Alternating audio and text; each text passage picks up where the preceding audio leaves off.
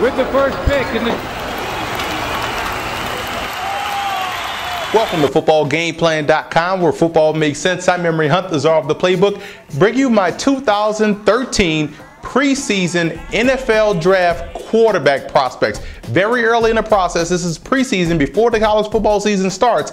Let's take a look at some of the quarterbacks that I want you guys to keep an eye on this upcoming season.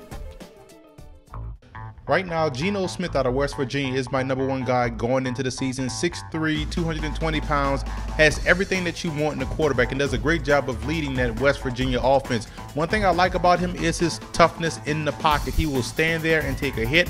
A lot of good things I saw from this guy when they played LSU last season. That's a good barometer of how well a quarterback can withstand pressure. And I think he does a great job. Looking forward to great things from him this season. I'm a big fan of Tyler Wilson and what he brings to the table. This guy has a lot of Brett Favre-like ability, both good and bad. He's a gunslinger. He's fearless.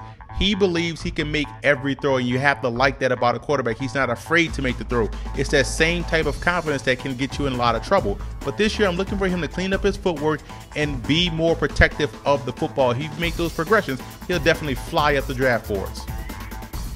I have Matt Barkley ranked 3rd going into the season. There's a lot to like about him. He does everything exceptionally well, not one thing particularly great. He doesn't take sacks, and I like the way he understands the coverage, gets rid of the football quickly. He can't handle the blitz, and that's what I want to see him improve on this year. I also want to see him improve on his deep ball accuracy. Some question his arm strength, but I don't care how strong your arm is. You just have to be able to anticipate. Now, can he get better in clutch situations? That's another piece of improvement for Matt Barkley in order to move up, in my opinion, on my draft board.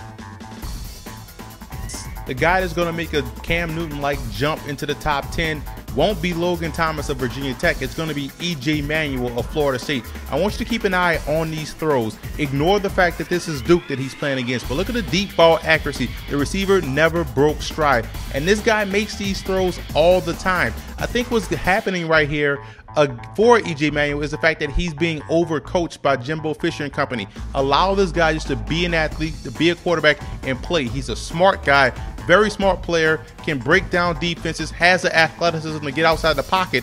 But you see right there, willing to stand in the pocket in the midst of pressure, set his feet, and make a deep and accurate pass. That's impressive. So this guy can definitely make the jump this year if he stays healthy and if they just allow him to play ball. He can clean up his short to intermediate accuracy, but that's something that can come together with time. But I like the potential of Manuel this season. Another rocket arm quarterback coming out of the SEC is Bray, 6'6", 215 pounds. He's a junior, so I have him ranked 5th in my preseason rankings. You got to like a guy, again, that trusts his arm strength. Where he can improve, he has to get better with anticipation. He trusts his arm a little bit too much, and that causes the football to come out late. If he can clean up those anticipation issues, it would also help with his accuracy. It helps that he has 2 outstanding receivers to throw the ball to, but if he gains weight, he's going to have a promising season this year for the Vols. Logan Thomas is an intriguing prospect. Why? Because he's 6'6", 260 pounds, has the running skills to bowl over defenders because he used to be a tight end. He played quarterback last season, so he's still learning the position, but you have to like the potential, and that's what people are going to be banking on.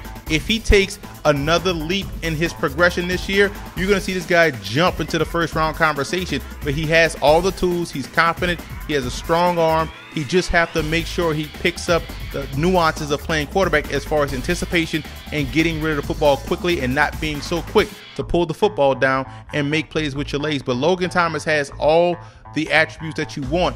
Coaching is going to help him get to the next level. I'm excited to see Zach Mettenberger play quarterback for LSU. Why? Because there's a lot of talent at wide receiver, and also this is something that they sorely needed last year, a guy that can make throws to keep the running game honest. So I think he's going to have an outstanding campaign. He has the size. He has the strong arm. He also has the confidence, and you can see in the spring practices that this guy was able to make some tremendous throws. And imagine this LSU offense now with a passing threat. That's going to open up the entire field for the Tigers, going to make them tougher to defend. So Zach Mettenberger has the opportunity to rise up the draft boards this season. Keith Price out of Washington kicks off my second tier level of quarterbacks I want you to look out for going into the season. I love his leadership. I love his mobility. He can make all the throws. This was a passing offense that was non-existent when Jake Locker was there and he went in the first round. But he has to clean up on his hot and cold accuracy that plagues him from time to time. And he's a spot thrower. He tends to throw to a spot and hopes the receiver lands there and makes the play. Clean up on those things. You have a promising young prospect out there in Washington. I'm a big fan of Tajh Boyd. I think he has a lot of David Garrard type of skill set to his game. This guy can make all the throws. He has a quick release. He's also an underrated running threat, so he can do everything at the quarterback position. He also operates very well off play action. Where he can improve is his spotty decision making at times. One play, he can make the best throw you ever seen from a quarterback. The next play, he can make the horrible decision that costs your team points on the board, so he has to clean up those inconsistencies.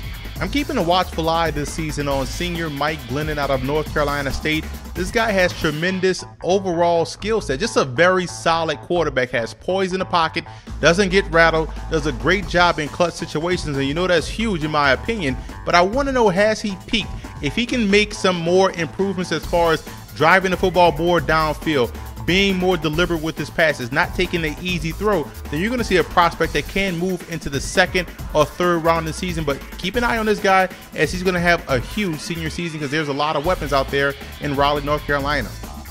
I really like Jeff Mathews out of Cornell. The reason why I have him ranked this low going in, because he's a junior. He's probably not going to come out, but with that size and the way he throws the football, you have to like where he's going to be a year from now. This guy can really drive the football downfield. He's a decisive thrower. He sees it and he throws it accurately. That deep ball accuracy that this guy possesses is outstanding. Tremendous quarterback prospect. Keep an eye on him, as he's going to do a lot of damage in the Ivy League this year. You either like Aaron Murray or you don't like Aaron Murray. What I like about him is that he has that moxie, that leadership, and he also is very mobile. What I don't like is his questionable accuracy. And if he wants to be a legitimate quarterback prospect this season, he's going to have to improve on that and have to make better decisions with the football. You can expect Jeff Tuel to put up some monster numbers this year playing in Mike Leach's wide open offense out there at Washington State. He's going to let the guy throw the football all over the field. He has to clean up his mechanics and he has to stay healthy. But that aside, this guy has a rocket arm. He can make every throw you want a quarterback to make, and he's actually have gotten better each and every year. The things that have slowed him down was the injuries and also the mechanics. If those things improve, you're looking at a promising prospect. Landry Jones has had a star-crossed career for the Oklahoma Sooners. Some guys even ranked him as a #1 quarterback coming out the draft. I've never viewed him as a first-round pick. I've always viewed him as a solid backup at the next level. He can make a bunch of good throws, but he struggles in clutch situations. He struggles to handle pressure when he's blitzed. That's not what you want out of a franchise signal caller. If he makes those necessary improvements this year, he can see his stock rise this season.